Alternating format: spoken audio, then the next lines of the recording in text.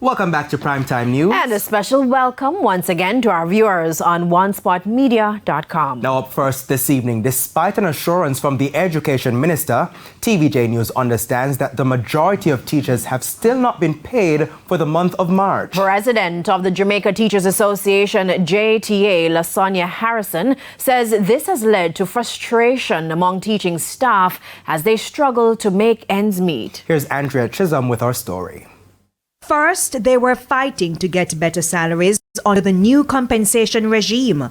Though not ideal, they took the deal. And now, teachers are facing another predicament. Some persons are still not seeing any monies in their account.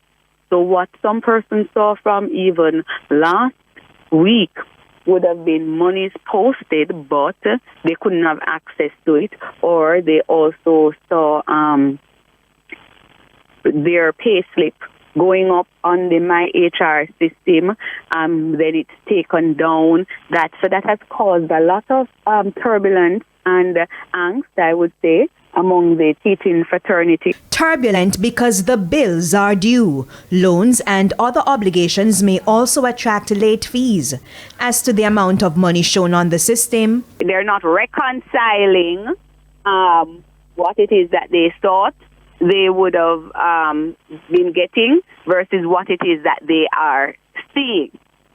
Again, I would share that I'm not quite sure if it is on the part of the Ministry of Finance, Ministry of Education, in terms of what the calculations look like.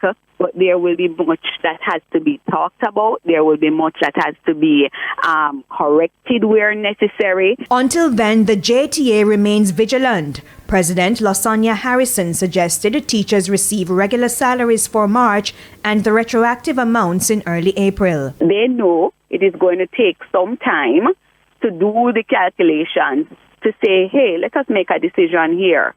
We want to value the teachers. We want to ensure that they get what is duly, what is rightfully theirs.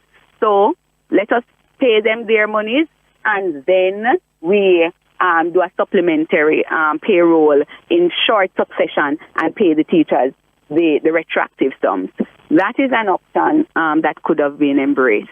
I don't know when we will reach a stage in this nation that we truly value the teachers, to just pay them well in the first place, and then whatever is their due, that they get it in a timely manner and they get it in a respectable manner, where it is that they can clearly see the difference between what was and what is, and for them to know that there has been absolutely no shortchanging, intentional or unintentional, because the truth is, because of the haste in which things are being done, some legitimate challenges can arise as a result of that. On March 13, the JTA signed the wage Finance Ministry.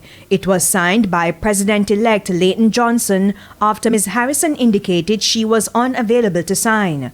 When I asked Ms. Harrison on Monday why she did not sign the deal, she promised to respond at a later date.